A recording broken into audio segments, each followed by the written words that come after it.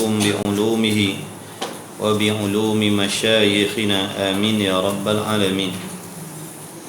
Bermula ihsan itu berbuat baik. Bermula ihsan itu, apa itu ihsan? Berbuat baik, buat elok, buat baik, berakhlak. Ataupun ihsan itu juga diterjemahkan dengan ikhlas. Ihsan itu diterjemahkan juga dengan ikhlas, bersih hati dari sebarang tujuan keduniaan, bersih hati daripada sebarang tujuan selain daripada nak mencari redha Allah Subhanahu wa taala dalam ibadat. Apa maksud berbuat baik di sini? Dengan maknanya mengerjakan segala perintah Allah. Mengerjakan segala perintah Allah. Mana contoh perintah Allah? Sembahyang. Seperti itu contoh perintah Allah. Tapi bukan sembahyang sahaja yang diperintahkan oleh Allah. Sebab tu musannif kata mengerjakan segala, bukan mengerjakan sebahagian. Segala perintah Allah. Apa yang diperintah oleh Allah, setiap yang diperintah oleh Allah, sama ada yang diperintah oleh Allah pada kita mukallaf untuk melakukan perkara yang diwajibkan oleh Allah, ataupun melakukan perkara yang disunnahkan oleh Allah, ataupun menjauhkan perkara yang diharamkan oleh Allah, atau meninggalkan perkara yang dimakruhkan oleh Allah. Itu masuk dalam kata segala perintah Allah. Melakukan ibadat juga perintah Allah, meninggalkan maksiat juga perintah Allah. Mengerjakan perintah Allah, sama ada membuat perkara yang diwajibkan, atau membuat benda yang disunatkan, atau meninggalkan perkara yang diharamkan atau dimakruhkan, zahir dan batin. Mengerjakan perintah Allah tadi itu, segala tu maknanya masuklah amalan yang zahir, masuklah amalan yang batin, amalan hati.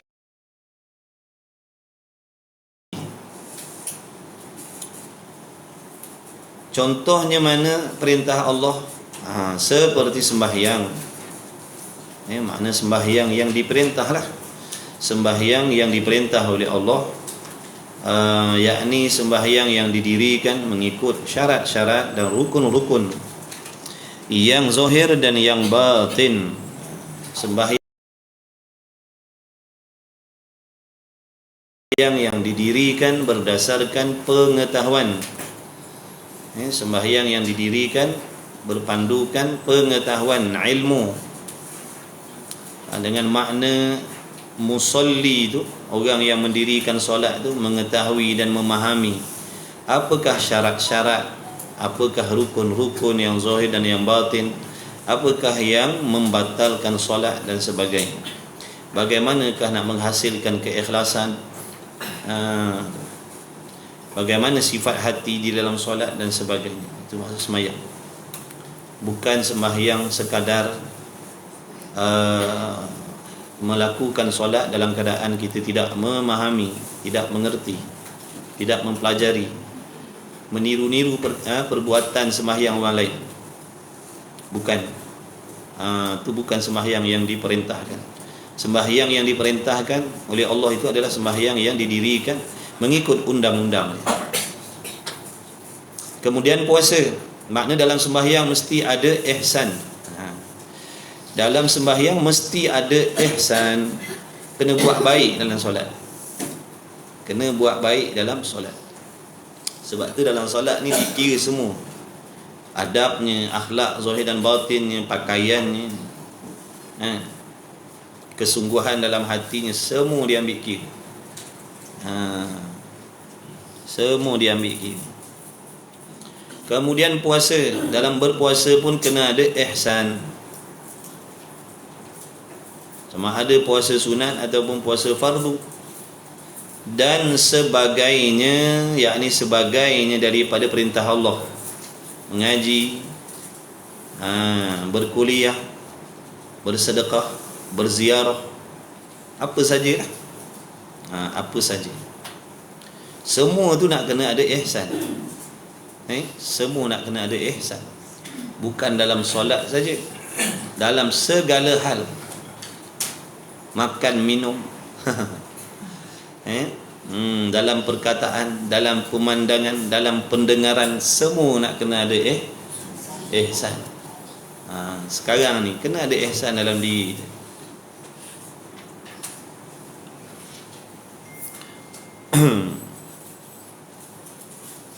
Tapi Allahumma salli ala sayyidina Muhammad, tidak akan sempurna ihsan seseorang hamba itu tadi melainkan dia telah mengenal Allah. Tidak ada ihsan kalau tak kenal Tuhan. Macam mana nak ada ihsan, macam mana nak ada ikhlas dalam hati kalau kita tidak mengenal siapa itu Allah. Kalau kita tak kenal Allah, ihsan kita tak sempurna, ataupun boleh jadi tidak ada ihsan langsung.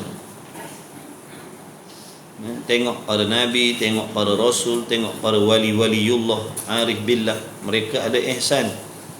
Sebab itu mereka melakukan ketaatan kepada Allah dalam segala hal, zahir dan batin. Sama ada mereka duduk di khalayak ramai ataupun waktu mereka duduk seorang diri, mereka sentiasa ihsan dengan Allah. Meskipun mereka duduk di makna duduk berseorangan, mereka tidak membuat benda-benda yang dibenci oleh Allah, ataupun di dalam hati mereka tidak ada menyimpan sifat-sifat yang menjadi asbab dibenci oleh Allah. Meskipun kelakuan hati itu tidak boleh dilihat oleh makhluk, tetapi mereka sedar, yakin bahawa sesungguhnya hati mereka senantiasa diperhatikan oleh Allah Subhanahu wa taala. Dengan sebab itu mereka sentiasa mengawasi. Mereka sentiasa mengawal hatinya daripada dihinggapi penyakit-penyakit yang menjadi asbab dibenci oleh Allah. Contohnya takabur. Di dalam dirinya tidak ada takabur, tidak merasakan sombong di dalam hatinya, dalam apa keadaan sekalipun, dalam solat ataupun di luar solat, dalam waktu dia berpuasa ataupun waktu mereka tidak berpuasa. Di dalam hatinya ada muraqabah, senantiasa sedar dan yakin diperhatikan oleh Allah. Dalam perhatian Allah sentiasa zahir dan batin. Sebab tu mereka ni terkawal sentiasa daripada membuat maksiat. Sebab dalam diri dia tu ada ihsan. Ada ihsan. Kita tak ada. Kita ada batu nisan saja.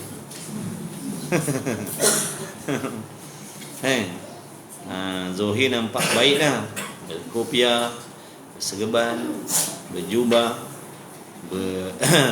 berrida, bersugi, berwangi-wangi.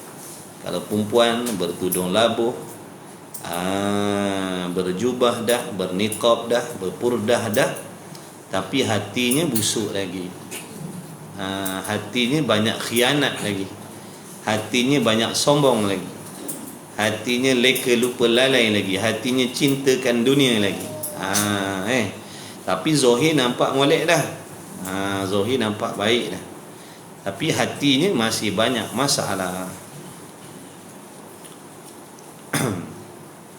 Apatah lagi yang zahirnya terang-terang melanggar syariat, itu dah memang tak ada ihsan lah. Apatah lagi yang zahirnya terang-terang dah melanggar syariat Allah, itu dah memang tak ada ihsan lah. Sebab ihsan ni sifat hati. Hati yang baik akan memberi kesan yang baik pada zahir. Hati yang ada ihsan, hati yang takut dengan Allah, dia akan memerintahkan zahirnya melakukan taat kepada Allah. Nampak tak? Jadi dia tak boleh kita nak menafikan benda. Kita tak boleh nak menafikan. Kita kata kita ada ihsan walaupun pada zahirnya kita melanggar syariat dah. Bila langgar syariat tu makna tidak berbuat baik dah tu. Kan makna ihsan tadi berbuat berbuat baik. Makna melanggar syariat baik ke tidak? Dah. Siapa-siapa yang melanggar syariat, mana dia tak baik, dia tidak ada ihsan.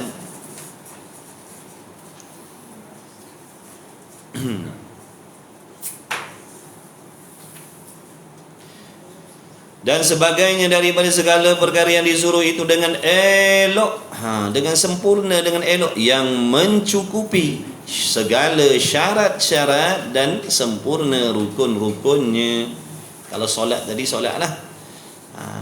Mana kita nak tahu syarat-syarat tadi agar dapat kita menyempurnakan? Itulah yang disuruh, diperintahkan belajar. Itu yang diperintahkan belajar tu, supaya kita boleh mengetahui syarat-syarat tadi tu.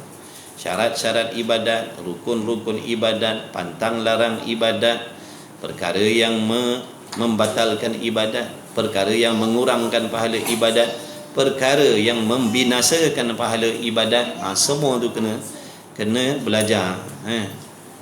Sebab tu diwajibkan belajar, menuntut ilmu. Maksud ilmu akhirat. Ilmu dunia tak payah suruh pun orang belajar.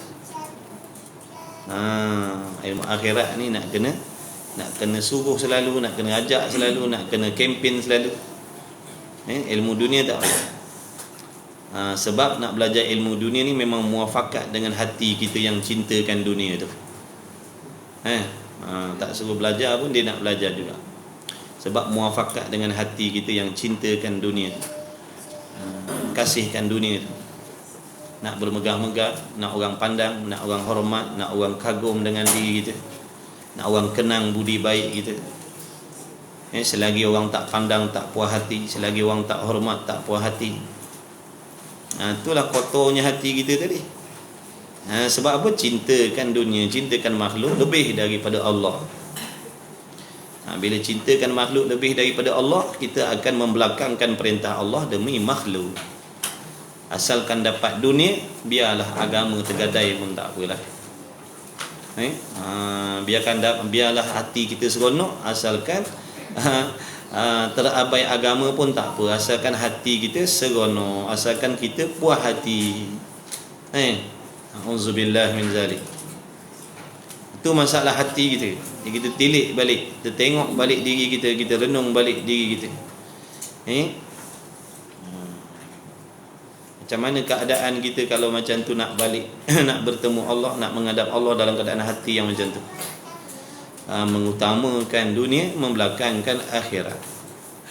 Mencari redha makhluk, membelakangkan redha Allah. Biarlah orang redha, asalkan Allah tak redha pun tak apalah. Yang penting orang redha dengan kita.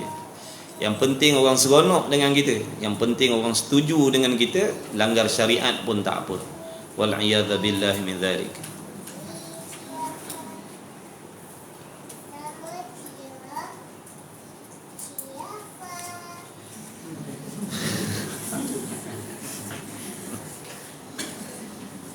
Apa dia cakap? Seolah-olah, ni dia nak menggambarkan. Ini dia nak menggambarkan keadaan, kelakuan, rupa orang yang ada ihsan dalam ibadat dia. Seolah-olah ni nak menggambarkan, nak membayangkan, nak menerangkan bagaimana orang yang bila dalam dirinya ada ihsan. Ni gambaran dia. Seolah-olah mengerjakan dan menunaikan perintah Allah Ta'ala itu, sama ada yang wajib tadi ataupun yang sunat tadi, ataupun meninggalkan yang haram tadi, seolah-olah dia beribadat tu, seolah-olah dia berada di hadapan Allah. Seolah-olah berada di hadapan Allah. Nak menunjukkan apa tu? Nak bagi tahu apa sebenarnya tu? Dengan makna orang yang beribadat seolah-olah berada di hadapan Allah ni, dia akan menjaga segala serba-serbi, pada segala pihak, pada segala sudut. Dia akan perhatikan, dia akan cermat, dia akan amat-amati. Dia akan berusaha bersungguh-sungguh membuat seperti yang Allah nak. Dan dia akan menjauhkan apa-apa sahaja yang Allah benci. Dia akan tilik segala sudut tu. Dia akan ambil berat segala sudut tu. Itulah gambarannya, seolah-olah berada di hadapan Allah. Kita buat contoh mudah nak faham. Kalau kita sebagai seorang pekerja, seolah-olah kita sedang melakukan tugasan kita di hadapan majikan kita. Kita akan buat yang terbaik. Kita akan usaha menjauhkan benda yang majikan kita tak suka. Tapi majikan kita tu dia hanya nampak zahir, dia tak sampai ke dalam hati kita. Walaupun nampak zahirnya waktu kita buat kerja tu manis mukanya, tapi dia tak tahu hati pekerja dia menyumpah-nyumpah.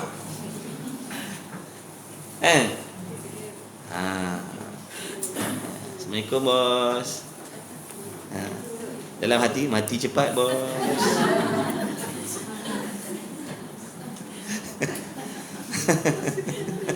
Lah.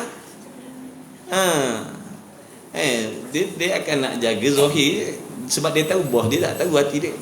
Jadi mak pagi bos. Bila nak mati bos?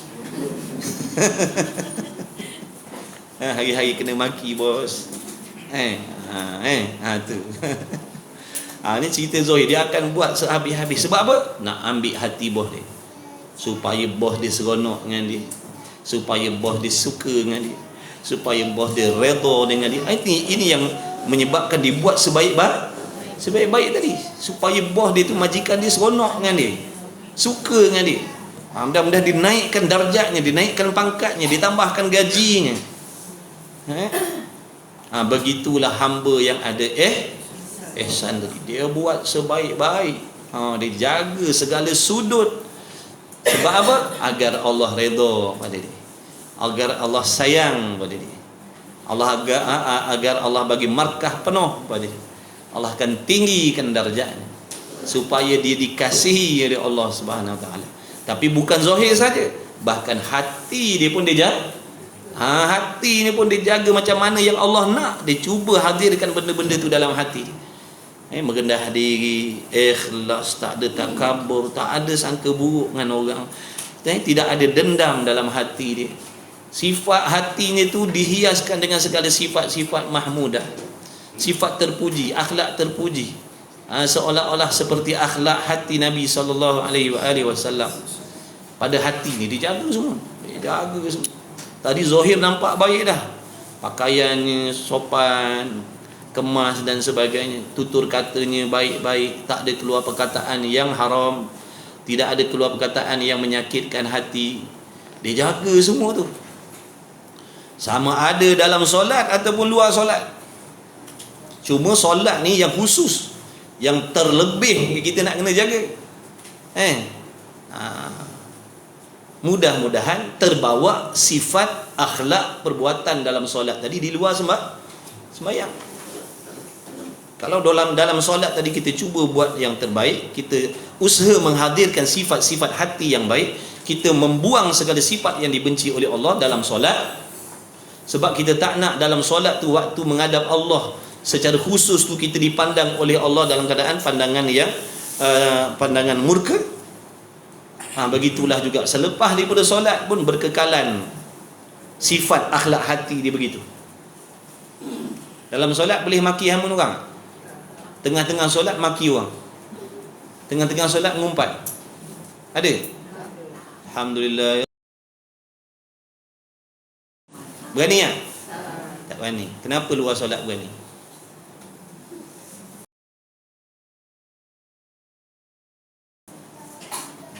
Cuba jawab. Sebab Allah tak nampak, sebab Allah tak tahu. Dah kenapa buat? Kenapa takut dalam solat ni? Kenapa luar solat tak takut? Kenapa tak ada rasa bersalah nak mengumpat, nak menceritakan hal orang, maksiat orang di luar sembahyang? Padahal pandangan Allah pada kita tak ada beza dalam solat ataupun luar solat.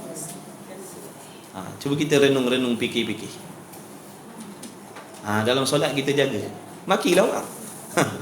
Dah kuat sangat, hebat sangat, berani sangat, makilah. Sambil-sambil sembahyang tu cerita hal orang. Boleh? Tak boleh. Kenapa? Takut. Takut batal solat ke takut Allah benci?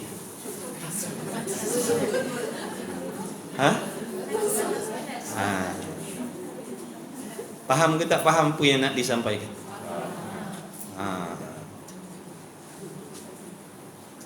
Maka fikir-fikir, renung-renung. Itu yang kita perasan dah baik dah.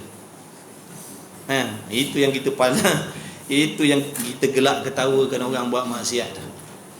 Kita tengok orang buat maksiat, kita ketawa kan. Padahal kita maknanya duk bergelumang dengan maksiat, tapi kita tak perasan sebab mata hati kita kotor. Kita tak nampak dosa kita. Yang kita nampak dosa orang buat maksiat, kita ketawa kan. Padahal kita sedang duduk dalam maksiat yang lebih besar daripada itu lagi. Dosa kita akan menjadi asbab kita dihumban oleh Allah besok dalam neraka. Dosa orang tak sampai azabnya pada kita. Tapi kita ni sibuk dosa orang. Berani ngumpat lah. Tengah semayang berani tak nak tengking-tengking mak ayah kita. Tengah solat mak kita lalu beliak je mata kita. Tengah solat mak kita lalu, ayah kita tinggi-tinggikan suara. Berani? Tak berani. Kenapa luar solat berani? Tengah solat berani tak nak cakap tak elok pada suami? Tak berani? Ataupun tengah-tengah solat duk WhatsApp suami, maki hamun suami dalam WhatsApp tengah solat. Tak berani. Kenapa luar solat berani? Adakah Allah tak tahu perbuatan kita di luar solat? Sebab tu orang yang ada ihsan ni, dia sentiasa merasakan dan meyakini yang diri dia diperhati oleh Allah. Sebab tu dia terjaga sentiasa. Sebab tu dia terjaga, terkawal dalam apa jua hal keadaan sekalipun. Walaupun dia duduk seorang, walaupun dia duduk dalam gua sekalipun, walaupun dia duduk dalam hutan sekalipun, duduk seorang diri, tetap dia terjaga amalan dia. Kita dah kita tak ada ihsan. Kita tak ada tak ada ihsan, cuma yang adanya perasaan. Yang ada apa? Betul ke tidak? Mengaku je lah.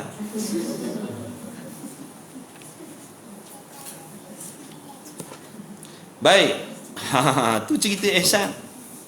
Nak melengkapkan ihsan ni kena mengaji tasawuf. Itu peranan ilmu tasawuf. Nak menghasilkan ihsan dalam diri hamba, kena ngaji tasawuf. Ngaji Iqra' tak jadi, ngaji tajwid tak jadi, ngaji tafsir tak jadi, ngaji hadis tak jadi, ngaji tauhid tak jadi. Dia kena ngaji tasawuf. Tu peranan dia. Ilmu yang secara khusus. Ada dalam Quran hadis tu, tapi dia secara umum begitu. Makna secara khususnya nak menghasilkan ihsan, nak menghasilkan ikhlas. Sebab ihsan ni amalan hati. Kena ngaji tasawuf. Dalam ilmu tasawuf tu dia akan bimbing, dia akan didik, dia akan ajar, dia akan terangkan bagaimana nak menjadikan ataupun nak menghasilkan ihsan dalam diri seseorang hamba tu tadi. Yang mana apabila ada ihsan tu nanti dia akan jadi orang yang baik. Barulah sempurna Islam dia tu. Kerana ihsan ini pelengkap. Meskipun kita dah semayang, meskipun dah puasa, meskipun kita dah beriman dengan Allah, yakin percaya dengan Allah dan sebagainya, tapi tak ada ihsan, makna kita bukan seorang Muslim yang tak sempurna lagi. Jadi ihsan ni peranan ni nak menyempurnakan seorang Muslim. Jadi kita nak balik akhirat, nak bertemu Allah sebagai seorang Muslim yang sempurna. Barulah selamat. Barulah selamat. Kemudian jadi seolah-olah dia melakukan ibadat, tak kisah sembahyang, puasa, mengaji, mengajar, berzikir, berwirid. Apa lagi? Ibadatlah, apa semualah ibadat. Khidmat dalam rumah tangga, mencari nafkah, semua tu masuk dalam ibadat lah. Seolah-olah dia merasakan yang diri dia tu sedang diperhati. Bukan seolah-olah, memang hakikatnya begitu. Memang hakikatnya begitu. Menunaikan perintah Allah Ta'ala itu di hadapan Allah Ta'ala. Dan jikalau kita tidak melihat akan dia, akan di Allah sekalipun, sekali pun. Berapa banyak anak murid yang duduk dalam majlis ilmu tapi hatinya berjahat sangka dengan guru dia. Dia duduk dalam majlis ilmu, dia duduk dalam majlis guru tu tapi hatinya bersangka jahat dengan guru. Dia tak ada ihsan. Dia tak ada ihsan.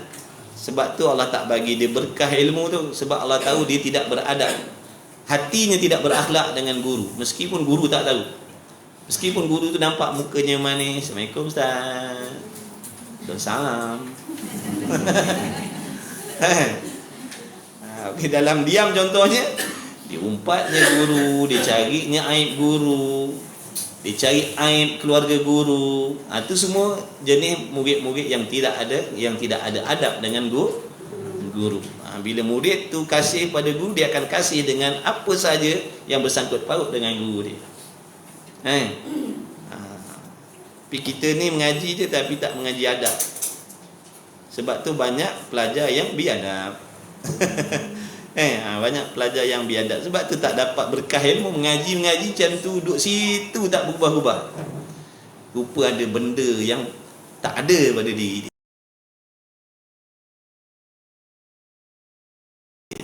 Adab tu tadi. Kerana keberkahan ilmu duduk pada adab.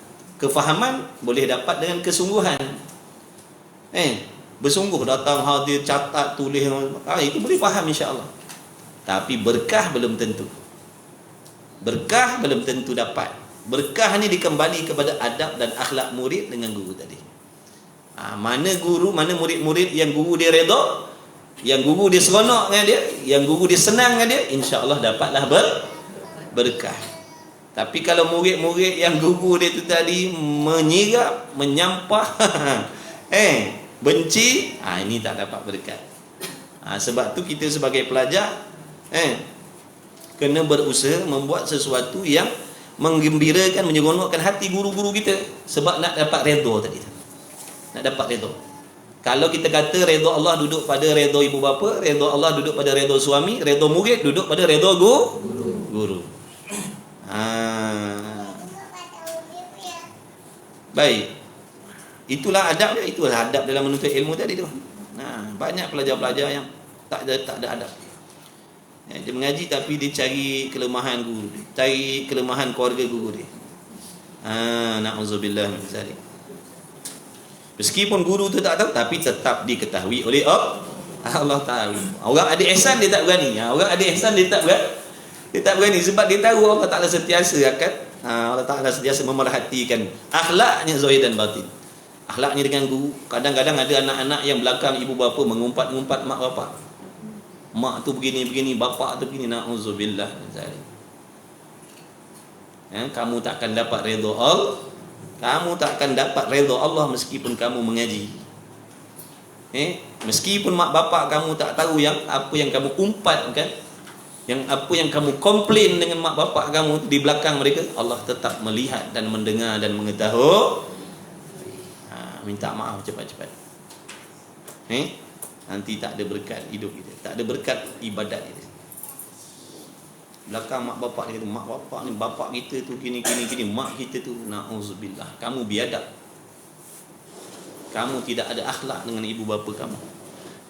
Macam mana kamu nak dapat redha Allah? Jaga.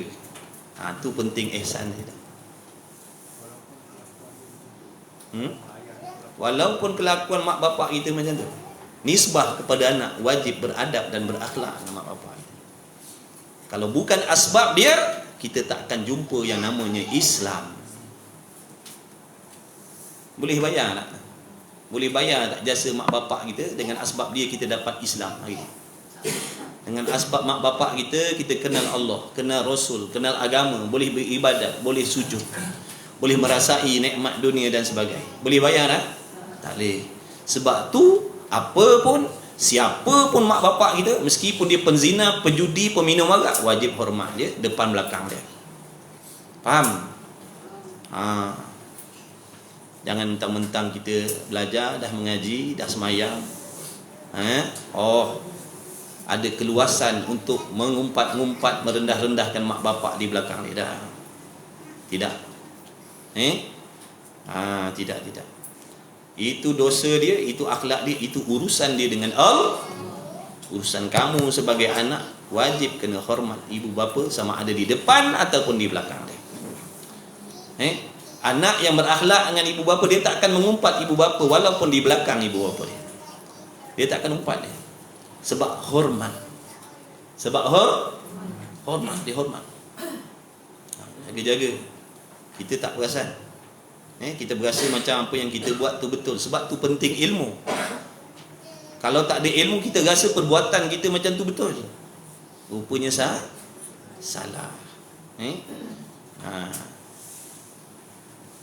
Mujur Allah pilih kita belajar. Banyak benda yang bahaya yang kita tak tahu sebelum kita tahu. Seronok tak mengaji? Alhamdulillah. Mudah-mudahan sentiasa dipilih oleh Allah. Jaga adab kita, jaga adab kita. Jaga adab dengan mak bapak kita. Jangan umpat-umpat. Diam lagi baik. Serah urusan tu dengan Allah, doakan yang baik-baik. Bukan suruh umpat, doakan yang baik-baik. Itu anak yang baik. Bukan menjaja keaiban ibu bapa pada orang-orang lain. Na'udzubillah min zalik. Taubat balik, taubat sungguh-sungguh. Taubat sungguh-sungguh. Takut kita tak dapat redha Allah. Zahir baik dah, sembahyang puasa, haji umrah, tapi tak dapat redha Allah. Rupa-rupanya apa? Hati kita ada masalah dengan ibu bapa kita. Na'udzubillah min zalik. Kalau kita kata kita nak yang baik, mesti akhlak hati kita mesti baik.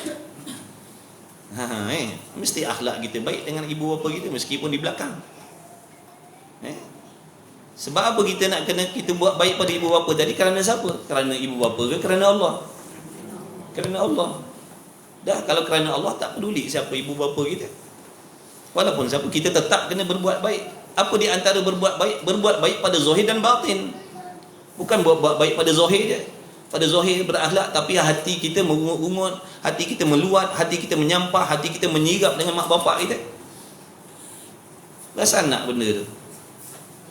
Banyak anak-anak yang macam ni. Sebab tu kata ulama, nak cari penzina di setiap rumah tak ada, nak cari peminum arak di setiap rumah tak ada, tapi anak derhaka ada tiap-tiap rumah.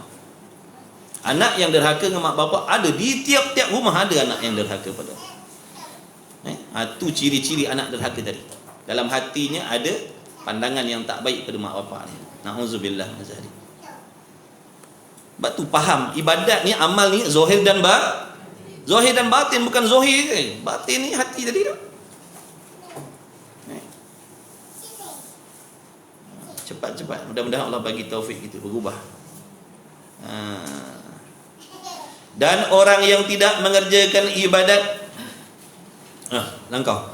Dan ihsan ini, syarat bagi kesempurnaan agama Islam juga. Makna kalau tak ada ihsan ni, dia Islam juga, cuma tak sempurna. Nak sempurna mesti kena ada ihsan ni, barulah dia jadi muslim, muslimah yang sempurna. Baru dia sempurna, baru dia cantik comel lah. Sempurna, balik akhirat pun cantik comel lah. Kalau tak sempurna. Dan ihsan ini syarat bagi kesempurnaan agama Islam juga, bukanlah syarat bagi sah agama Islam. Bukan nak meluluskan Islam.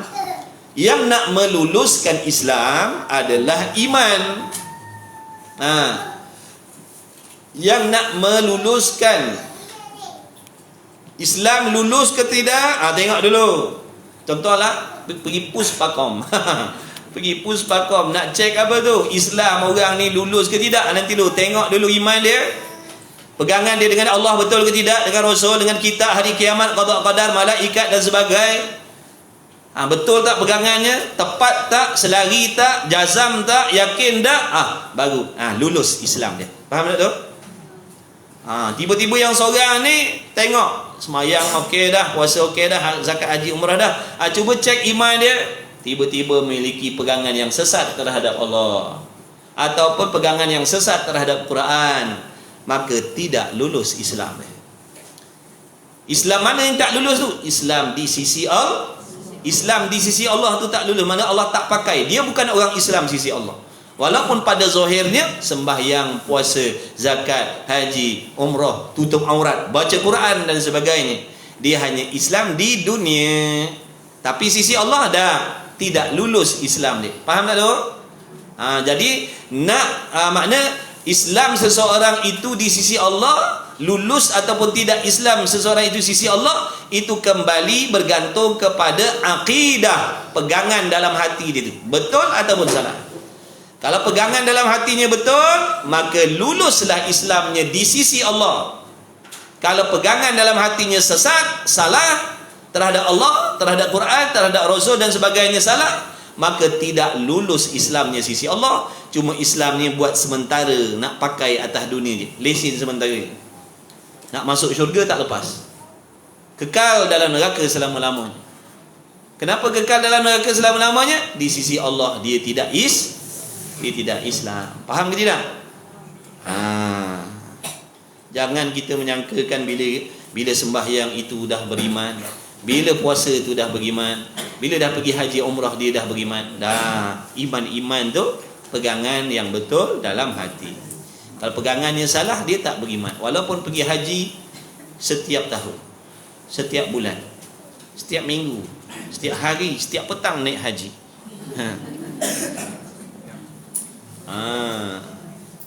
Baik, kemudian perlu faham tu tuan-tuan. Ramai orang tak faham tuan-tuan. Sebab tu orang tak kisah nak mengaji pasal akidah ni. Sebab dia kata aku beriman dah, buat apa aku nak mengaji? Buat apa aku nak mengaji lagi? Aku orang beriman. Mana? Aku sembahyang. Nampak tak? Dia tak faham. Sebab itulah bahaya jahil ni, bahaya. Musibah jahil agama ni akan jadi musibah pada diri. Celaka dia tu akan datang pada diri kita balik. Kecelakaan, kejahilan terhadap agama ni akan kembali kepada diri kita sendiri.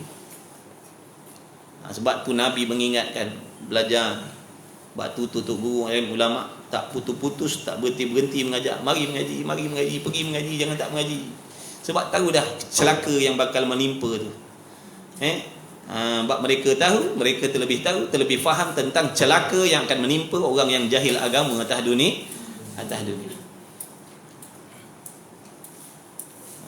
Nanti menyesal. Bila Allah tak terima amalan kita, besok kita menyesal. Salah kita sombong, tak hargai apa yang alim ulama pesan, kita sombong. Jadi orang sombong memang patut pun dapat celaka. Orang sombong memang dapat celaka. Tak kira sombong dengan makhluk pun dapat celaka, lebih-lebih lagi sombong dengan Allah, lagi besar celaka yang kita dapat. Kemudian katanya musannif lagi, dan orang yang tidak mengerjakan ibadat dengan elok, mana dengan ihsan. Dengan elok tu mana dengan ihsan. Jadi orang-orang yang melakukan ibadat tadi, contohnya tu tadi ibadat dalam bentuk membuat. Ni contohnya kita meninggalkan benda haram. Kita meninggalkan benda haram, kita meninggalkan benda maksiat, kita dah berhijrah dah sekarang, tak buat lagi dah benda-benda mengarut tu, tapi bukan kerana Allah, kerana nak mencari, nak meraih redha makhluk, supaya makhluk seronok dengan kita dah sekarang, supaya makhluk memuji-muji dah kita sekarang, supaya makhluk hormat kita. Orang ni tidak ada ihsan. Meskipun dia dah meninggalkan maksiat, meskipun dia dah berubah, dah berhijrah dah. Tapi adakah dia ada ihsan? Dia tak ada ihsan. Sebab apa? Penghijrahan dia tadi, dia meninggalkan maksiat tadi bukan untuk nak mencari redha Allah, tapi nak mencari redha manusia, supaya manusia redha dengan dia, supaya manusia seronok dengan dia. Dulu dia kena maki, jadi dia tak nak kena maki dah. Dia tak nak kena maki, dia pun berubah. Supaya apa berubah tu? Supaya orang puji-puji dah aku sekarang ni. Tak nak dah lah orang maki-maki aku nak orang puji-puji, orang hormat aku dah sekarang ni. Na'udzubillah. Tu yang suruh mengaji tu, nak hijrah pun kena mengaji. Jangan hijrah totok macam tu. Orang hijrah, kita hijrah, tapi kita hijrah totok gitu. Apa tu sengih seorang-seorang, perasaan dah baik dah. Padahal kita hijrah dengan tak ada sesat juga. Sesat juga. Orang tak ada ilmu dia akan sesat jalan walaupun pada zahirnya ibadat. Jadi nak hijrah baguslah hijrah tu. Tapi tak cukup dengan hijrah kalau tidak ada mesti mengaji. Kenal Tuhan, baiki hati, tahu pantang larang syariat.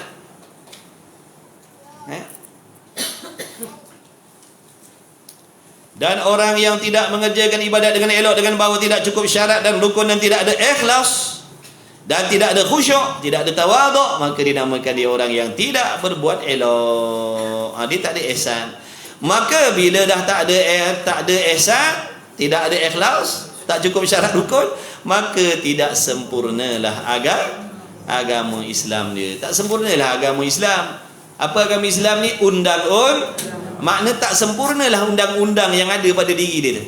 Bukankah maksud Islam tu hari tu kita dah belajar dah? Islam tu, agama tu maknanya undang-undang. Jadi nak menyempurnakan undang-undang Allah pada diri kita ni mesti ada ihsan. Kalau tak, dia tak sempurna. Dan lepas tu nak kena sempurnalah. Sebab apa nak bawa balik akhirat ni? Iman Islam ni nak bawa balik akhirat, kena sempurna. Sebab nak pakai waktu hidup yang berkekalan tu. Kalau benda-benda atas dunia ni yang bersifat sementara pun kita nak sempurna. Betul? Lebih-lebih lagi yang bersifat kekal, lagilah nak sempurna, supaya kita boleh menikmati sesuatu yang sempurna tu dalam keadaan kekal selama-lamanya. Benda yang kita nak pakai sekejap ni pun kita nak sempurna juga. Kalau beli kereta nak 4 tayar ada, ataupun tayar spare nak ada ke? Mana tayar spare? Dia kata awak bukan pakai. Awak bukan pakai. Jadi walaupun tak pakai nak sempurna juga. Padahal kan pakai pun. Beli motor, walaupun tak pakai side mirror, pindah. Mana side mirror? Awak bukan pakai pun side mirror. Tak pakai, tu cerita lain. Mana? Nak sempurna. Padahal pakai sementara je tu. Ni nak pakai sampai akhirat ni. Takkan tak nak sempurna. Orang tak cerdik. Yang kekal tu tak sempurna tak apa. Ada masalah.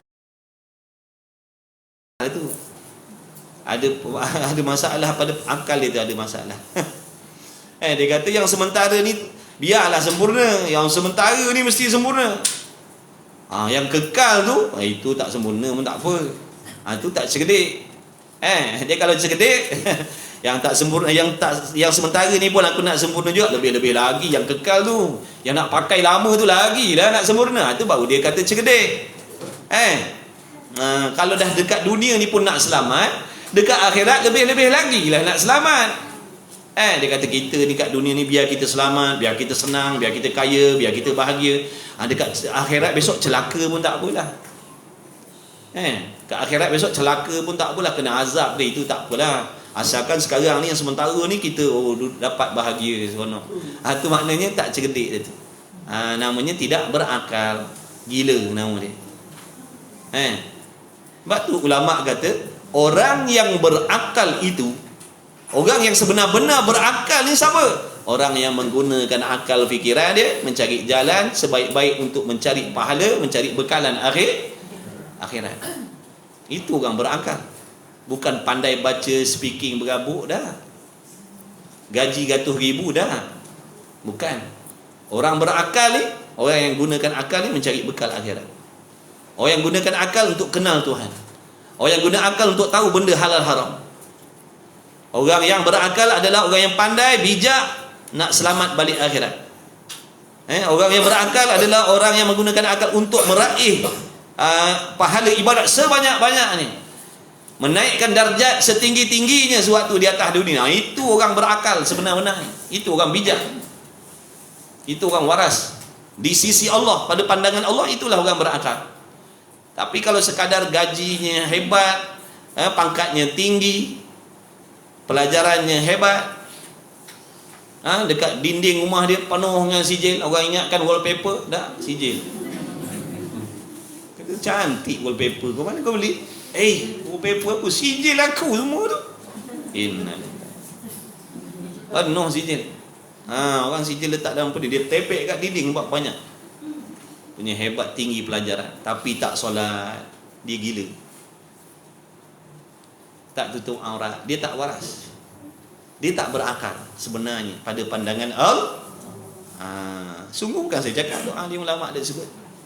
Itulah sebab Allah bagi akal ni, supaya boleh memikirkan mana benda yang menyelamatkan kita, mana benda yang memudaratkan kita, mana yang menguntungkan, mana yang merugikan. Tapi kita gunakan akal semata-mata nak meraih kesedapan dunia, keseronokan dunia, kehebatan dunia, kelazatan dunia, tapi tak memikirkan keselamatan dan kecelakaan akhirat tu bagaimana. Gunakan akal untuk dunia saja, tapi tak gunakan akal nak mencari kebahagiaan akhir. Jadi orang ni tidak berakal sebenarnya, tidak waras. Tak waras.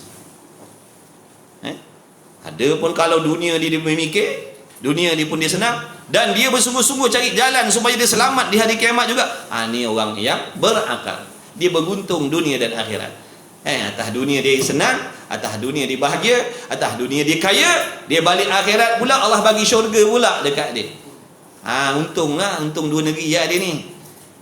Orang pakai miskin boleh jadi tak dapatlah nak untung dua negeri ni, boleh jadi satu negeri je akhirat pun kalau dia beribadat. Kalau dak jadi bala dua negeri. Atas dunia pun bala dah dengan kemiskinan, kesusahan. Balik akhirat kena azab pula oleh Allah, na'udzubillah min zalik. Dua kali bala. Kalau orang kaya, dia hanya bahagia dunia saja, akhiratnya celaka. Tapi kalau dia ada agama, beramal dengan ilmu, tak kira miskin, tak kira kaya, dia akan dapat bahagia dunia dan akhir. Dia akan dapat tu bahagia. Dah orang miskin bahagia apa? Bahagialah, ada hati dia baik. Hati dia baik, dia tak sakit hati dengan orang. Kau nak kaya, kau kaya dah, tu rezeki kau. Dia tak ada doa-doakan orang lain supaya hilang nikmat. Dia hatinya tenang, hatinya redha je dengan apa yang Allah Ta'ala takdirkan atas diri dia. Dia tak sakit hati dengan orang. Dia bahagia. Sebab hakikat kebahagiaan tu duduk pada hati yang baik, bukan duduk pada harta. Berapa banyak orang yang kaya-kaya jutawan tapi hatinya busuk, jahat, betul? Tak boleh tengok orang bahagia, tak boleh tengok orang senang, padahal pada dia dah ada macam-macam dah. Dia tak bahagia hidup dia. Tak bahagia. Orang kaya macam tu, orang yang hebat macam tu, pangkat jawatan macam tu, dia tak bahagia. Walaupun pada zahir nampak hebat, nampak gah, sebenar hatinya kacau bilau. Hatinya kacau bilau. Sebab tu kekejap sakit jantung dah. Tekanan, stres, mikir macam mana dia boleh kaya ni. Bukan dia ni tak layak nak jadi orang kaya. Macam mana dia boleh dapat projek ni pula ni? Patut aku punya projek ni. Lah habau betul lah dia orang ni. Sakit aja hati perut dia menengok orang. Mana nak bahagia macam tu? Betul? Sebab tu bahagia tu bukan duduknya di situ. Sini. Allah tu maha adil. Allah sebenarnya Allah nak bagi kebahagiaan pada semua orang. Tapi oleh kerana kita ni jahil, tak dapatlah bahagia. Walaupun memiliki pangkat, darjat, harta dan sebagainya. Tapi orang miskin, Allah miskin tapi bahagia hati dia. Kau nak kaya lah. Alhamdulillah, mudah-mudahan kau bersyukur dengan nikmat Allah. Dia tak sakit hati dengan orang. Orang keji dia, orang cela dia, dia tak ada, alhamdulillah. Tak ada masalah dia. Dia tak ada masalah, bahagia hidup dia. Kita sakit hati. Tak boleh tengok orang seperti kita. Jangan ada orang yang setanding dengan kita, lebih-lebih lagi nak melebihi kita. Itu pantang larang datuk nenek moyang dah. Kau siap kau, aku akan buat sesuatu. Aku akan buat sesuatu. Itulah nama dengki. Dia dekat-dekat dengan dongki, dia dekat-dekat. Dengki dengan dongki dia dekat-dekat. Dia adik-beradik dia lebih kurang tu. Keldai. Sama macam keldai. Keldai pun mulia juga. Keldai mana ada dengki? Manusia je dengki. Buang dengki, buang iri hati dah. Baiki hati kita. Harta orang, rezeki orang tak pergi ke kita, rezeki kita tak pergi ke orang. Allah tak pernah ambil rezeki kita bagi ke orang. Ingat tu. Allah tak pernah ambil hak kita bagi ke orang. Kena tanam dalam kepala otak kita tu. Kalau Allah dah takdirkan banyak tu lah. Takkan berlebih, takkan berkurang. Kalau Allah Ta'ala kata tu orang punya, dia takkan pergi dekat tangan kau sampai bila-bila. Kau buatlah apa. Sebab tu tak payah nak berdengki. Sebab kita ni tak redha, hati kita ni. Kalau bacakan rukun iman, redha dengan qada dan qadar. Oh, bukan main fasih baca. Orang dengki ni adalah orang yang tak redha dengan takdir Allah. Faham tak? Dia tak suka dengan susunan aturan Allah tu. Orang tu dapat banyak ni, orang tu dapat banyak ni, orang ni miliki ni, orang ni miliki ni. Tadi dalam rukun iman lidahnya kata, oh aku beriman dengan qada dan qadar. Maknanya aku redha, aku seronok, aku setuju dengan apa yang diatur oleh Allah. Tiba-tiba bila Allah uji, binawi ni macam mana dia boleh kaya pula ni, macam mana dia boleh bahagia pula ni. Bercerai lah kau, bergaduh lah kau. Ni kata beriman dengan qada qadar ni. Sebab tu baca sesiapa pun boleh baca. Sebab tu Allah uji nak tengok betul ke kau, ataupun kau bohong. Betul ke kau redha dengan qada qadar? Dia baca. Uji sikit, tengok, uji sikit. Bila Allah uji, mula timbul sakit hati, tak boleh tengok orang lain dapat nikmat, mula dah mendoa-doakan yang tak baik. Tu dengki tu. Orang yang redha dengan qada qadar, dia tak akan ada dengki sebab dia yakin benda tu aturan Allah dah. Allah terbaik dah. Allah Maha bijak, Allah Maha mengetahui apa yang terlebih baik untuk hamba dia, apa yang terlebih mudarat untuk hamba dia, apa yang terlebih sesuai untuk kita, apa yang tak sesuai untuk kita. Faham tak ni? Bukan marah nak, nasihat je. Mengaji dah. Mengaji dah, semayang dah, dengki tak habis-habis. Baca Quran, dengki tak habis-habis. Qiyamul Lail, berdengki tak habis-habis.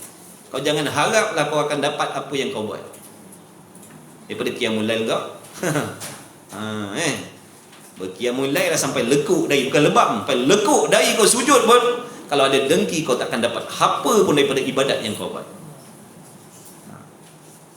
Orang yang nak pahala banyak, dia kena jauhkan pantang tu. Tu pantang dalam ibadat. Dengki ni pantang dalam ibadat. Iri hati ni dengki dalam ibadat. Sangka jahat ni pantang dalam ibadat. Jaga-jaga. Jangan kita seronok beribadat tapi benda tu kita tak pantang.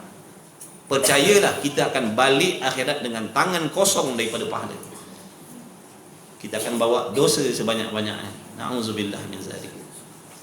Ingat senang ke tuan-tuan nak masuk syurga ni? Ingat senang ke? Nabi dah pesan dah. Nak masuk neraka tu seronok. Nak masuk neraka seronok. Tapi nak masuk syurga penuh dengan kesedihan, penuh dengan kesakitan. Betul? Tapi kena hadap lah. Kalau nak syurga kena hadap lah benda tu. Kau kena hadap, kita kena hadap benda yang kita benci, baru kita akan dapat benda yang kita kasih. Kita kena hadap benda yang kita benci, baru kita akan dapat benda yang kita kasih. Apa yang benda kita kasih? Redha Allah, syurga Allah. Ni benda yang kita kasih. Tapi nak dapat redha Allah, kasih Allah, syurga ni, kena lalui benda-benda yang kita benci dulu. Apa benda yang kita benci tadi? Nafsu benci tengok orang lain lebih. Nafsu benci kalau ada benda yang dalam tangan kita ada juga pada tangan orang lain. Tu nafsu benci lah tu. Nafsu tak suka maknanya. Nafsu tak suka. Yang nafsu suka apa? Berdengki. Suka tak? Nafsu suka tak berdengki? Jawablah jujur. Suka. Mana ada nafsu yang tak suka? Nafsu sukalah berdengki, dah memang tabiat nafsu begitu. Nafsu kita bukanlah berubah jadi macam nafsu orang-orang wali-wali ni, seronok dengan ibadat. Kita ni nafsul amarah lagi ni. Seronok berdengki, seronok berdendam, seronok sangka buruk, seronok cari rahsia orang, sekodeng rahsia orang, selak rahsia orang, selagi tak jumpa tak puas hati. Tak sendawa kalau makan, tak sendawa selagi tak jumpa aib orang. Ini semua benda-benda yang seronok oleh nafsu. Yang tak seronok apa? Jangan cari aib orang, Jangan berdengki. Ini semua tak seronok ni. Makna kena lalu benda-benda ni, baru kau akan sampai syurga. Baru akan sampai syurga, baru sampai redha Allah. Selagi tak lalui benda-benda yang kita benci ni, jangan harap nak dapat redha Allah. Jangan ingat senang masuk syurga tu dengan sengih-sengih je. Kalau dak ulama tu tak bertungkuh lumuh buat ibadat macam tu.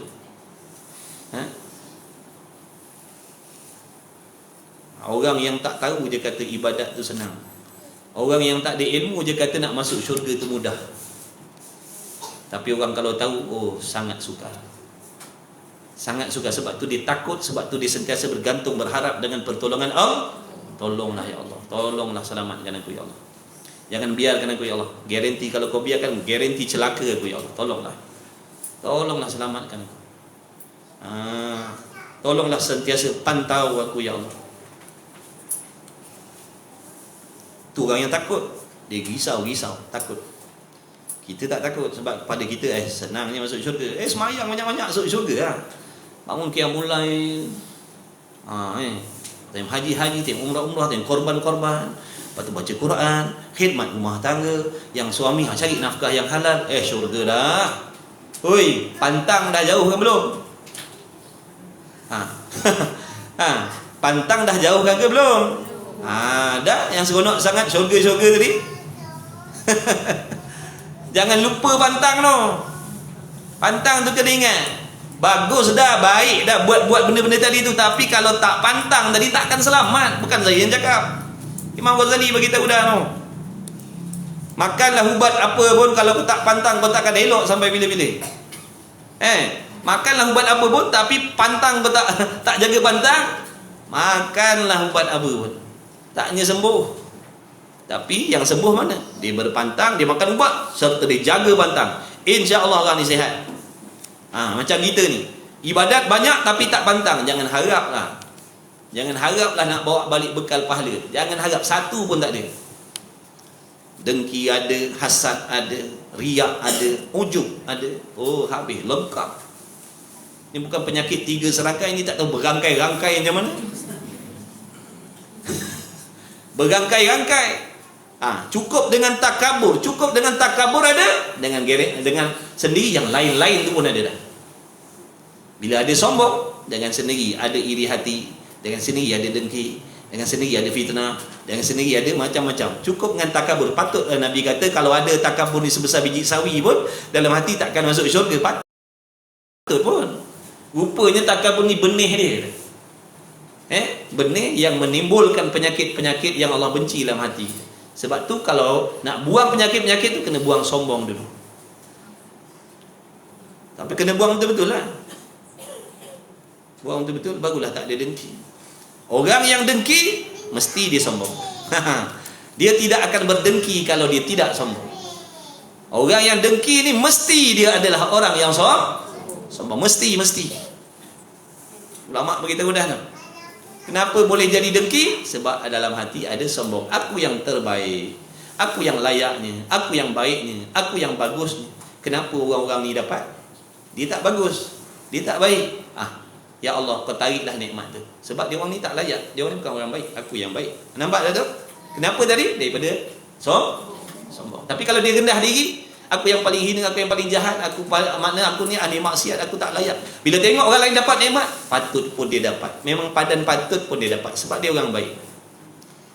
Memang patut pun Allah bagi kebahagiaan kepada diri dia, sebab dia orang baik, dia orang berakhlak. Aku orang jahat, aku banyak dosa maksiat. Ada tak sombong? Ada tak dengki?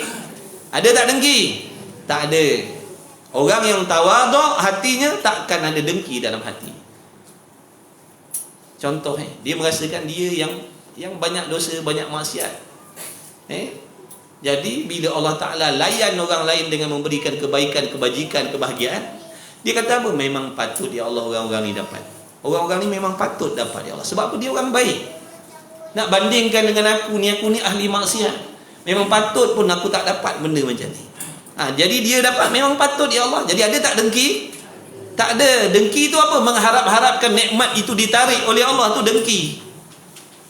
Ni tak ada. Bila kita tengok orang macam tu, dah memang dia layak dapat. Dia orang baik. Berbanding dengan yang takabur tadi, ya Allah kau tariklah kebahagiaan dia. Tu dengki. Kenal dengki tu, jangan tak jumpa cari pula. Perasaan dalam hati mengharap-harap hilang nikmat yang ada pada orang lain, itu dengki dah tu. Cek tengok dalam hati kita ada tak benda tu. Kalau ada, diam-diam lah, jangan beritahu. Tu aib dosa kita. Ngadu dengan Allah. Perasaan dengki ni perasaan dalam hati, menginginkan, mengharap-harapkan nikmat yang ada pada orang, sama ada nikmat dunia ataupun nikmat agama, ditarik kembali oleh Allah. Bila tengok orang tu kaya, harap-harap dia miskin. Bila orang tu senang, harap-harap dia susah. Bila orang tu berkahwin, harap bercerai. Bila orang tu bahagia, harap bergaduh. Tu dengki lah tu. Tu dengki lah tu. Jangan kata bukan pula. Kenal ke tak kenal ni?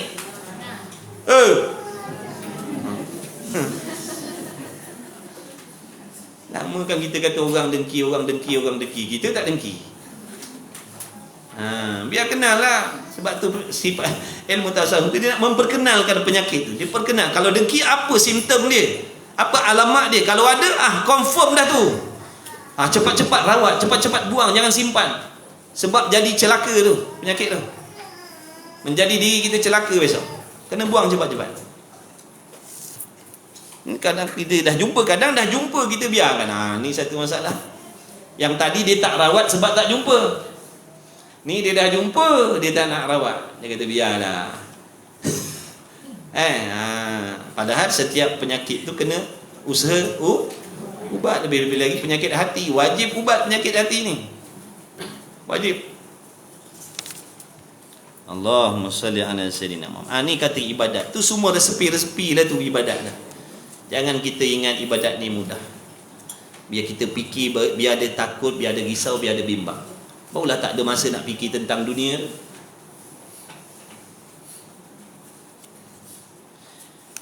Allah. Maka dinamakan orang itu tidak berbuat elok, maka tidak sempurnalah agama Islam dan tidak ada hak lagi menerima pahala daripada Allah Subhanahu Wa Taala. Jadi tak berhaklah nak dapat pahala. Nak dapat pahala apa? Tak ada ihsan. Orang yang dapat pahala ni orang yang ada ihsan. Kita tak ada ihsan. Pahala apa nak dapat? Beribadat dah? Ya, dah beribadat. Tapi oleh kerana tak ada ihsan, tak layak nak mendapat pahala.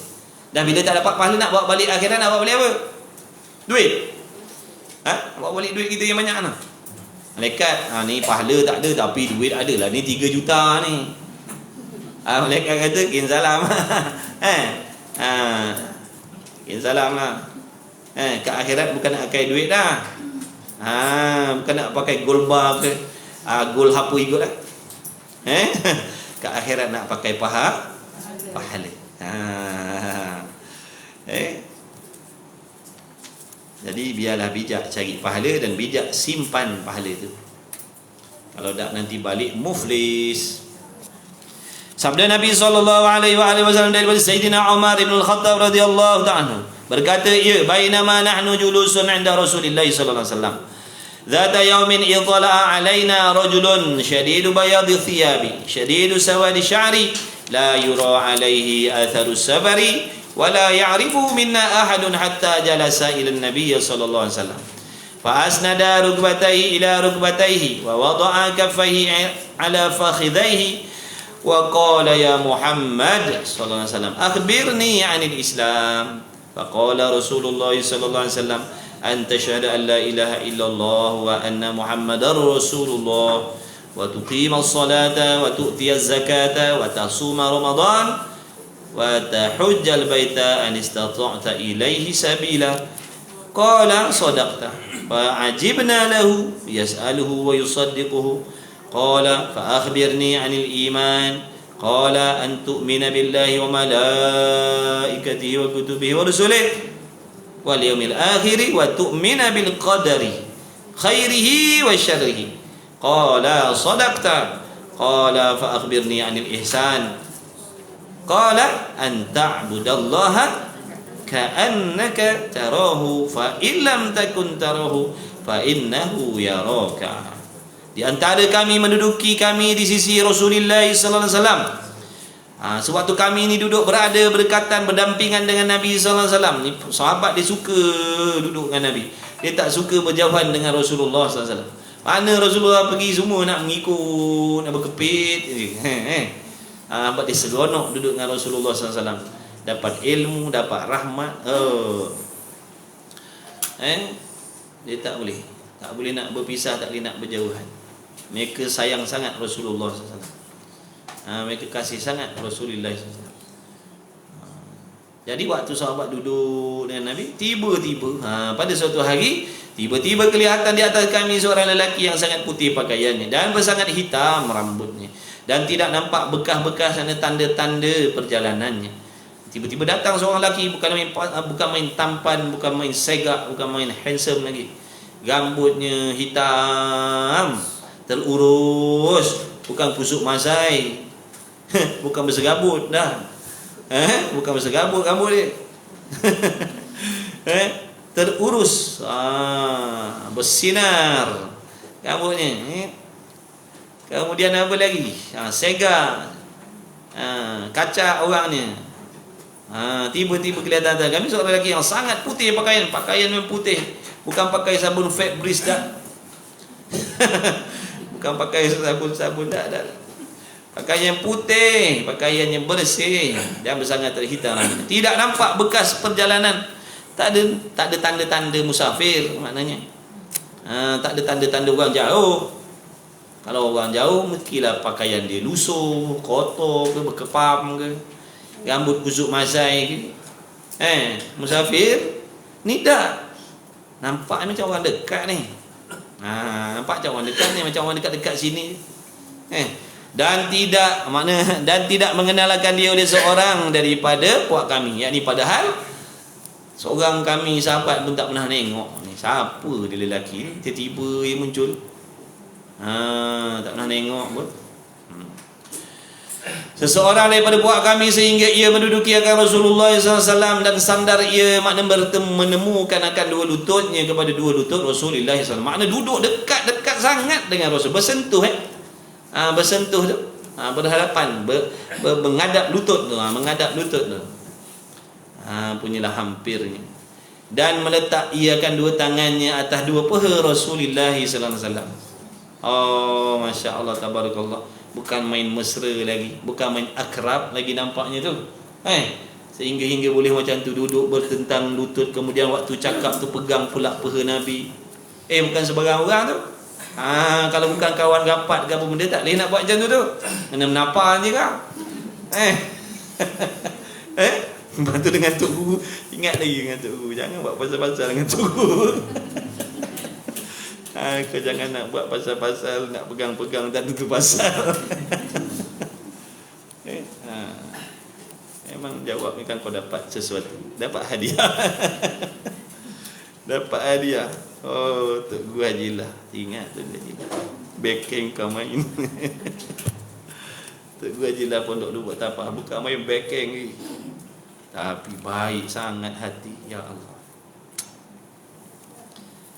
Backing tapi baik hati. Backing bila tak kena adab dia backing. Dia jadi rimau, tiba-tiba jadi rimau. Pergi jumpa dia, kalau ni tak butang kau siap kau. Pergi jumpa dia, ni baju ni sebelah macam ni pergi jumpa dia, nak salam, siap kau. Memang kau dapat sesuatu. Dia jaga. Dia Tok Guru Hajilah dia kemah, serban dia kemah, pakaian dia kemah. Dia suka baju putih. Sebelum kuliah kan dia duduk, dia mengajar dia bawah. Dia duduk, dia pastikan dulu. Tu kita perhati. Kita sudah duduk depan dia, kita perhati.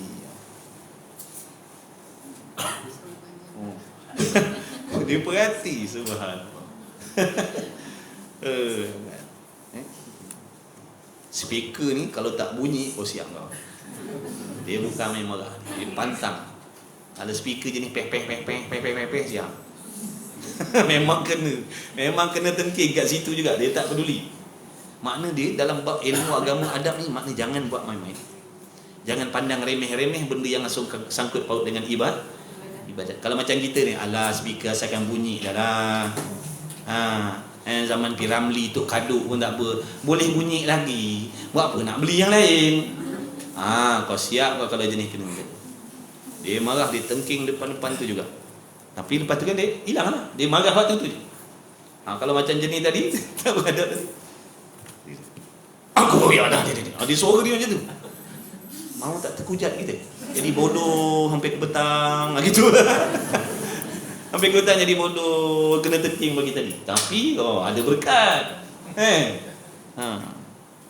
Ada sekali tu ada orang tua lah.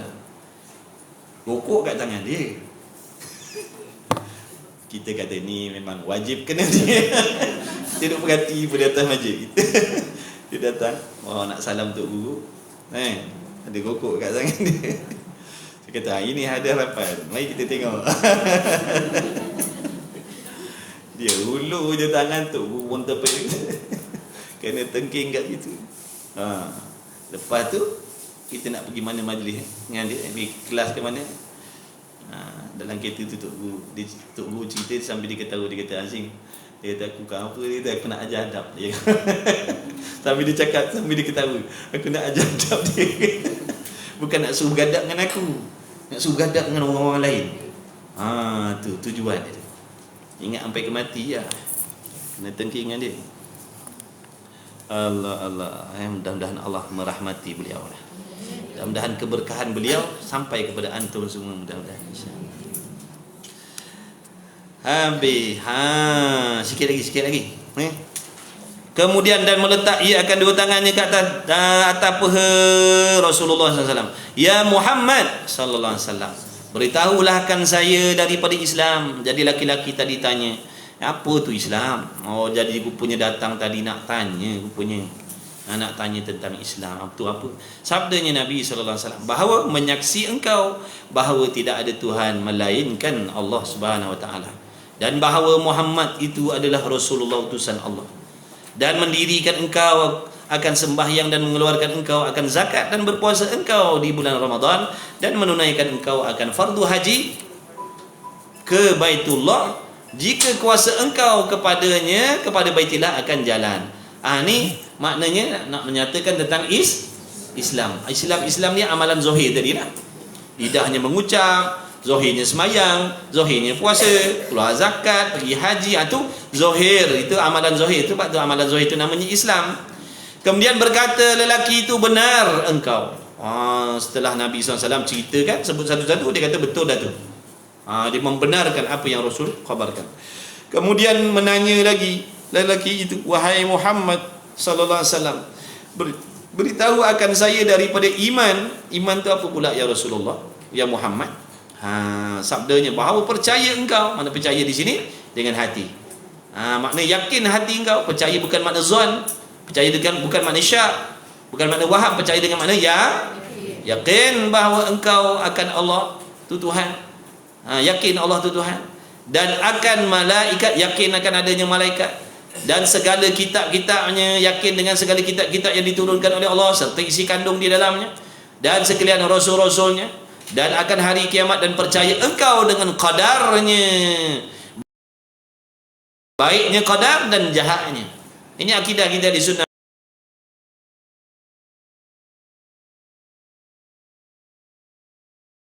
wal jamaah ni. Nama dah tu. Ini dalam hadis ni sebut baik jahat tu, itu adalah daripada Allah. Berkata lelaki itu, benar engkau ya Muhammad sallallahu alaihi wasallam. Kemudian menanya pula laki-laki itu, banyak dia tanya, beritahu akan saya ya Muhammad sallallahu alaihi wasallam daripada ihsan. Ihsan itu apa pula ya Muhammad? Sabdanya Nabi sallallahu alaihi wasallam, bahawa engkau mengerjakan ibadat akan Allah Taala, maknanya engkau beribadat kepada Allah itu seolah-olah engkau melihat akan Allah Ta'ala, macam kau dapat lihat Allah tu. Sebab itulah kena kenal dulu Allah tu, barulah memberi kesan. Kalau tak kenal Allah, meskipun kalau contohlah, kalau majikan, kita tak kenal majikan, biarlah majikan tu ada depan mata kita, itu buat tak kerti. Mudah-mudahan majikan dia cepat, dia mati agaknya. Rupa ada depan kita. Kita ingat kawan kita, rupa majikan orangnya kecil. Rupa majikan rupanya. Kita ingat kawan kita duduk kantin sambil makan. Bro, majikan dah datang, bos dia. Dia diam, dia kata belum lagi. Datang. Aku cukup menyigap betul lah dengan dia. Lepas makan kena panggil masuk pejabat. Kena buang kerja kena 4 jam. Rupanya majikan dia tadi. Dah tak kenal, nampak tu. Dah tak kenal majikan tu kan. Kita nak beribadat kepada Allah, nak berkhidmat kepada Allah, tapi kalau Allah tak kenal, bahaya. Faham tak? Nak berkhidmat kepada Allah tapi Allah kita tak kenal, bahaya tu. Kena kenal Allah lah. Kena kenal Allah. Maka jika engkau tak nampak akan dia, akan Allah, maka ya Allah tetap melihat akan kau, akan dikau. Walaupun kita, sama ada kita sedar ataupun tak sedar, ingat ataupun tak ingat, sesungguhnya Allah sentiasa melihat kepada kita, mendengar kepada kita. Ilmunya meliputi tentang diri kita, zahir dan batin, dan sebagainya. Kita dah belajar gitu. Ta'alluq ilmu, ta'alluq qudrat iradat, ta'alluq sama' basar, betul? Tu semua ada hubung kait dengan ihsan lah tu. Ingat belajar saja. Sebab tu bila tak kenal Allah, tak sempurnalah ihsan tadi. Tak kenal Tuhan, macam mana nak merasakan benda tu? Maka nyatalah bahawanya kebentukan Islam yang sempurna itu. Seminit. Jam tu betul tak? Betul. Maka nyatalah bahawa kebentukan Islam yang sempurna itu adalah dengan berhimpun 3 perkara yang tersebut. Apa dia 3 perkara yang sebut? Pertamanya Islam. Apa maksud Islam? Zahir kita mematuhi syariat, zahir mengikut syariat. Apa yang Allah suruh kita buat, apa yang Allah larang kita tinggalkan. Itu makna Islam. Kemudian di samping tu pula, mestilah kita memastikan akidah, pegangan dalam hati terhadap Allah, Rasul, hari kiamat, kitab-kitab Allah dan sebagainya itu mesti betul pegangan tu, mesti betul kefahaman tu, mesti betul kepercayaan tu. Itu namanya iman. Kemudian lengkapkan dengan kena ada ihsan dalam hati kita, dalam diri kita. Bila bergabung 3 ni, jadilah dia seorang Muslim yang sempurna. Balik akhirat comel lote balik. Comel lote balik akhirat no. Sempurna menghadap Allah, sempurna. Dalam solat dia sempurna menghadap Allah. Dalam solat dia sempurna, dalam solat dia menghadap Allah dalam keadaan sempurna. Sebab dalam solat tu sambil dia mengikut syariat Allah, dalam hatinya pula dalam hatinya pula memiliki akidah yang betul terhadap Allah. Dalam hatinya juga ada ihsan dengan Allah. Jadi comel dah semayang dia. Para Nabi Rasul, wali-waliullah tu maknanya sentiasa sempurna iman, sempurna Islam ni. Sama ada dalam solat, luar solat, sempurna. Kita ni ikut mood. Kita ikut mood. Kalau okey ke kan, dia macam malaikat dia jadi. Kalau okey kan, dia macam malaikat. Tapi kalau sampai dia punya saka, sampai dia punya saka tu, saka tak tahulah daripada mana. Siap kau, dia tak peduli kau lah. Laki pun dia tak kenal dah. Dia saka sampai bila saka sampai, laki pun dia tak kenal, bini pun dia tak kenal, mak bapak pun dia tak kenal bila sampai saka. Allah na'udzubillah min zalik. Mudah-mudahan Allah jadikan kita muhsinin. Muhsinin tu orang yang diihsan lah. Dalam Quran disebut muhsinin tu, yakni orang yang ada ihsan. Bukanlah dengan semata-mata mengaku, bukan dengan semata-mata mengaku dengan lidah, dengan Islam juga. Aku ni orang Islam, aku ni orang Islam, aku ni orang Islam, aku ni Muslim. Jangan kata aku ni macam-macam aku ni orang Islam. Marah pula bila kena tegur. Sentak pula, koyak pula bila kena tegur. Dah tak solat tu makna tak sempurnalah Islam. Betul lah tu orang tegur kita. Awak ni kenapa tak solat? Kagak awak Islam. Sentak pula. Padahal teguran tu betul. Kenapa awak ni tak tutup aurat ni? Kan awak orang Islam. Dia sentak, marah. Padahal orang cakap betul lah. Sebab Islam tu maknanya membuat apa yang Allah suruh. Tiba-tiba kita tinggalkan. Itulah orang tegur. Suruh sempurnakan balik, baiki balik. Dia marah. Sombong kita ni, tak ngaku, tak nak ngaku dosa dengan Allah. Awak jangan nak jadi Tuhan lah, nak hukum-hukum I. You ingat I suka-suka ke nak hukum you? I bukan nak hukum you, I cerita hukum Tuhan dengan you. Dah dia ayu kita ayu jugalah. I nak cerita hukum Tuhan, I nak cerita undang-undang Tuhan supaya you faham. Bukan I nak jadi Tuhan hukum you. I nak ceritakan undang-undang jalan raya. Kalau you langgar, you bersalah. I bukan tuduh you, I nak kata you orang yang melanggar undang-undang jalan raya. Tak, I nak maklumkan you undang-undang jalan raya begini. Kalau you tak langgar, tak ada masalah. Tapi kalau you yang langgar, you kenalah saman. You ni faham ke tak faham ni? Main-main orang kalau you ni. Jangan main-main, jangan tegur sebarang. Siap orang. You jangan nak jadi Tuhan, nak hukum-hukum I. Allah aja yang layak hukum I. Menghukum hamba ni kerja Tuhan, bukan kerja you. Oh, kamai marah. Lantak you lah. Ikut you lah. Suka hati you lah. Tak kuasa I. Dengan Islam juga.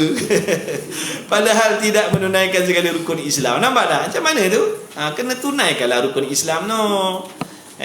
Kemudian dan rukun iman. Dan ihsan yang tersebut kena himpun tiga-tiga tu. Maka adalah pada hakikatnya bukan semata-mata mengaku dengan lidah, tapi tak pedulikan tentang Islam, tentang iman, tentang ihsan tadi. Maka adalah pada hakikatnya, mana pada hakikat sebenar-benarnya orang yang macam ni, orang yang zahirnya mengaku Islam tapi yang Allah suruh dia tak peduli, yang Allah haramkan dia langgar. Pada hakikatnya orang macam ni tidak mengenal agama. Dia adalah orang yang tidak mengenal agama. Sebenarnya orang tak kenal agama. Bahkan mengetahui juga, dia hanya orang yang tahu saja.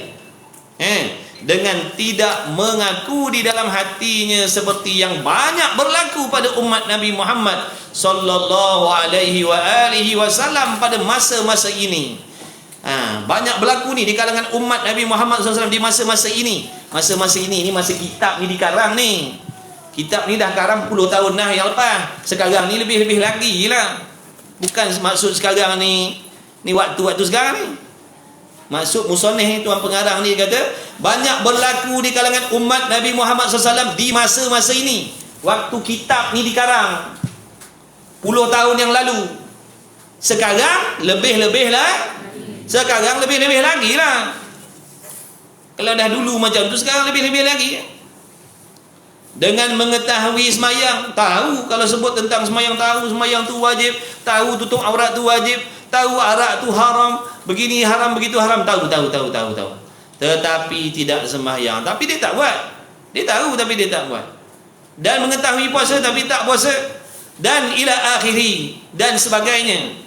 Tahu tutup aurat tu wajib tapi tak nak tutup. Tahu mengaji tu wajib tapi tak nak mengaji. Tahu derhaka tu haram, tapi buat juga. Tahu mengumpat tu haram, tapi mengumpat juga. Tahu berdengki tu haram, tapi berdengki juga. Kenapa tu? Tewas dengan nafsu, tewas dengan bisikan syaitan tu.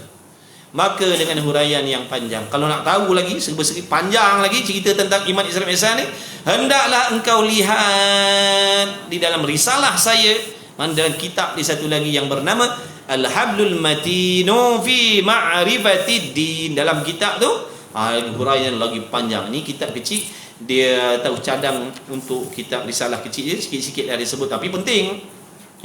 Wallahu a'lam. Bermula Allah Subhanahu wa taala itulah yang terlebih maha mengetahui segala-galanya.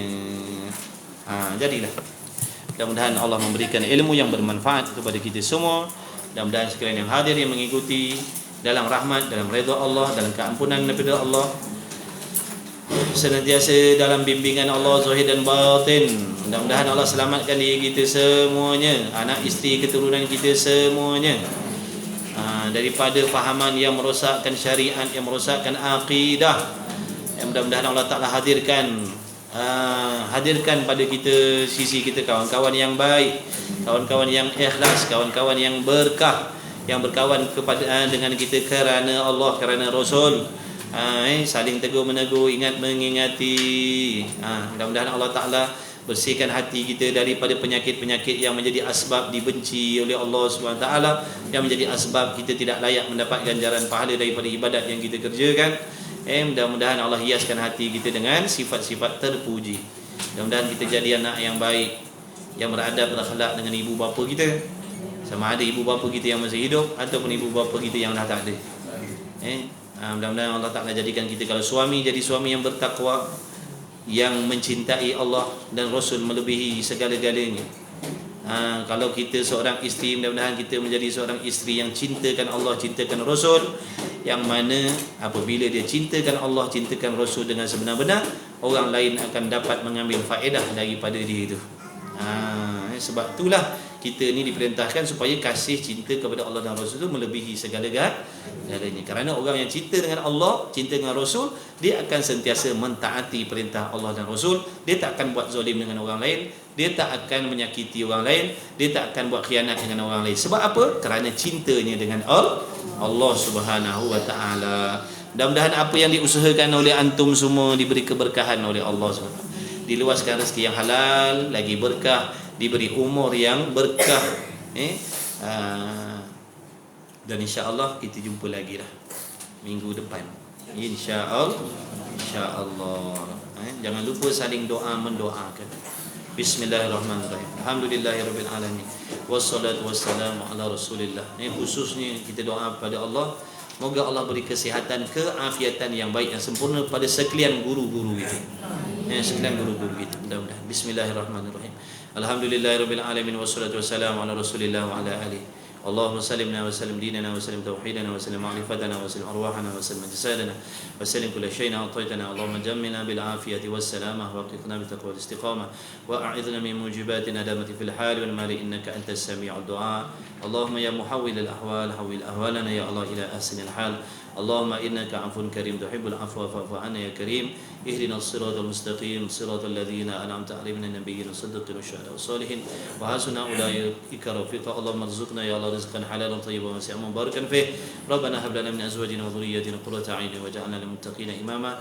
Rabbana zalamna anfusana wa illam taghfir lana wa tarhamna lanakunanna minal khasirin. Rabbana anfa'na bima 'allamtana. Rabbana 'allimna alladhi yanfa'una. Rabbana faqih ahlana wa qarabatin lana fi dinina ma ahli qudri untha wa dhakar. Wa sallallahu ala sayyidina Muhammad walhamdulillahi rabbil alamin. Qabbalallahu minkum.